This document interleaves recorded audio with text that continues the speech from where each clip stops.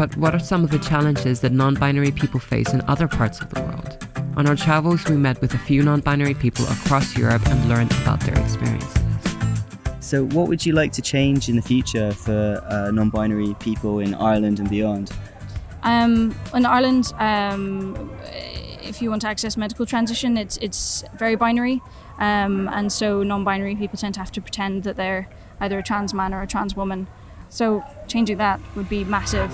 There's always the need to remind that we exist, that hey, we may have our own needs that are different, or we need documents that reflect who we are. In a country with a language that is very binary, that becomes also more complicated, because to explain who we are and what we need to the general public, it becomes more difficult and more complex. There's such a huge diversity of genders, and that there are many ways of experiencing them and expressing them. I remember when I first met the first Romanian non-binary person, I was like, oh my god, there is somebody else. I was like, that's amazing.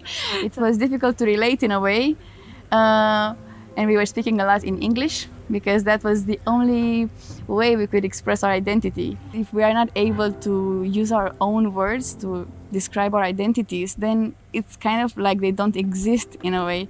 I come from Slovenia, and I am the first out non-binary trans person in the country. I came out through this really 3-page long interview in a very well-read magazine, and I knew everything about what would be written, of course, but not the title. And the title then was Not a Man, Not a Woman. I think it says a lot about what people think non-binary is. We're just our own gender, and we experience it very differently, but it doesn't necessarily need to be defined in relation to the two binary genders, so man or woman. There's also the norm of what a non-binary person is supposed to look like, which is very, very much tied into being androgynous. And what is androgyny connected to? It's connected to looking what is socially seen as male. All the diverse bodies and gender expressions that come along with non-binary people, they're just inconceivable to people, really. And where they could really just accept diversity, many people really fail. In Poland, non-binary issues aren't that visible. Non-binary people, by their very existence, they, in a way, intrude in a very well-developed system where you have men and women. And even binary trans people don't interrupt in that system in the same way because they fall into the boxes, and that's fine. It is threatening, in a way, for the general population to know that everything they've learned from their very beginning, from the moment when they were born, for their whole childhood, is honestly, it's not true. It's not true that there's only two types of us. On top of all the challenges that we face in society, we also face issues of exclusion from within the trans community. I brought you some tea. Thank you. What are you doing? I am actually looking at Twitter. There's just a lot of weird comments because Topshop just announced this like gender neutral changing room. Yeah. And there have been a lot of not only like cis people but also trans people speaking out against it. There's this one tweet where somebody said, I think gender neutrality is doing a real disservice to genuine trans women. Transgender has been hijacked.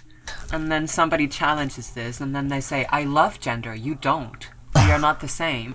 It's not about hating gender, it's not about erasing gender, and that's what they don't get. Isn't it like saying that you can only be straight or gay and there's no bi or pan or whatever, do you know what I mean? It's like nothing is black and white. I know. Why would a trans person speak out against a gender-neutral space? I don't really get it. I mean, gender-neutral clothing rooms aren't only good for non-binary people and gender non-conforming people, but also for trans women and trans men that don't pass, maybe. Yeah. I mean, a lot of trans people face harassment in gendered spaces like toilets or clothing rooms or anything. At the start of my transition, I definitely felt really uncomfortable going into like the males' toilets and changing rooms, and if there'd have been a gender neutral option, that would have made it so much easier. And to be honest, like when I go into changing rooms now in loads of shops, like it usually is gender neutral, or if I've got a friend with me that's a girl, she just comes into the guys, like it's not a big deal. And then somebody said, The way I see it, trans is what you call a dysphoric person who wants to, is currently, or has already transitioned. Right. Well, what about people that can't medically transition for like medical reasons or not having enough money or something? Does that make them less trans? Like, I don't know. That doesn't make sense. They basically say that if you don't identify as a man or a woman, you can't be trans. Whereas the literal definition of being trans is that you don't identify with the gender you were assigned at birth. Yeah. There are no other requirements that you need to fulfill to be trans. Yeah. And we shouldn't have to tick certain boxes to be trans. I never even knew about non-binary. I never had even heard that term before meeting Fox and you, and I've learnt, about it since then. Back in the day when I didn't really know anything about being trans, I just thought trans was this black and white thing of me, where you transition from one gender to the opposite. Do you know what I mean? Not that I like saying the opposite, but it's not like people that identify as non-binary or gender neutral or whatever. It's not like that takes away from like my identity that I'm a guy. So I just don't understand how it impacts me. Like these other trans people that are ranting about it, I don't understand how it impacts them. There should be emphasis put on the seriousness of being trans. We wouldn't want a GNC person transitioning. Oh, like, what's that? A gender non-conforming. Gender non-conforming. Like, what is the problem with a gender non-conforming person transitioning? There's plenty of trans women and trans men who are gender non-conforming anyway. Yeah, like someone that is cisgender or whatever could be someone that doesn't like someone how can I word cisgender can be gender non-conforming. Exactly, that's what I was going to say. Yeah. So then and they obviously feel comfortable with their body. You could get someone that is gender non-conforming that doesn't feel comfortable with their body and needs to take the steps to. Do you know what I mean? Exactly. So it just seems that there's such a misunderstanding between gender identity and gender expression. Yeah. So people don't realize that non-binary or trans woman or cis woman or cis men are all gender identities. Yeah. And it doesn't matter how you dress or what physical traits you have. Yeah. That is who you are. I mean, if you would wear a dress, you wouldn't stop being a man. Exactly, yeah. What sparked the debate about gender-neutral changing rooms in the media was when Travis Alabanza, a non-binary performance artist, was refused access to a women's changing room in Topshop.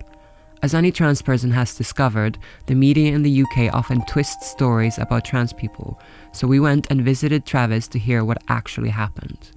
I'm only just really now processing what happened, but back in November 2017, I was invited to shop at Topshop for the opening press night of a show that I was in Manchester, and I was refused access because of my perceived gender. They told me to go down to Topman, and I said to them, I won't be safe down in Topman.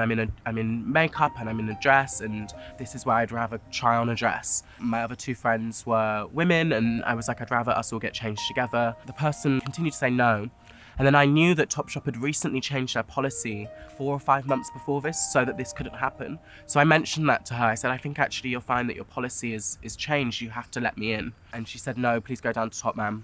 And I just walked out. I wasn't going to deal with it today. We were having a really nice day and I didn't want that to ruin the day.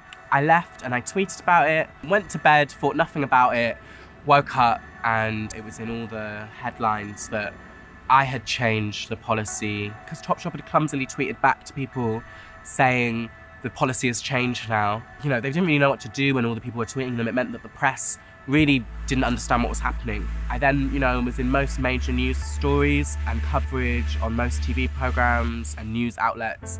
They kind of created this debate around me as a body, as someone that was visibly not passing as either gender, and as someone that was wanting to use women's spaces, but wasn't identifying as a woman, but also wasn't looking like other trans feminine people we'd seen recently in the press. It started to create a really dangerous conversation around what bodies are having what spaces. I think for me, it was the first time maybe people had seen this public debate around the gender non-conforming person, but not knowing what language to use. I switched off. I didn't look at anything. I was receiving, thousands of death threats. People was actually heckling me at the street in Manchester. People came to the show that I was starring in at the Royal Exchange and threatened to boycott the theatre. Luckily, Royal Exchange Theatre completely stood by me, and all the aggressive tweets they got telling me to quit my job. Bearing in mind, I was, a trans person in one of the biggest theatres, and they were calling for the theatre to sack me. Whilst this was happening in my present life, online this debate was forming about who can access these spaces. Often, you know, in these articles they were picking up old photos of me. There was lots of photos that were being circulated where a bulge was showing of mine in one of my dresses, and they would circle the bulge. On mainstream news even, they were picking up specifically old photos from my Instagram, maybe ones without me wearing makeup, ones with me in trousers. You know, none of these making me less non-binary, but obviously to public discourse it confuses people on why I would be needing to use the space.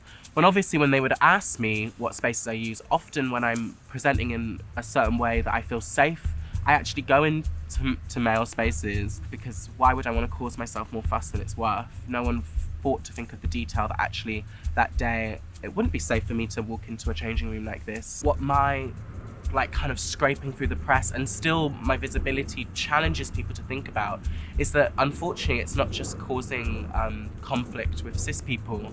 I think it's really pushing certain trans people about what they view trans is, what they feel trans, who can say they're trans. You know, we saw prominent trans figures say that I shouldn't be allowed in the changing room, that, you know, was it really debating whether or not I could really call myself trans because I hadn't had X, Y, Z done.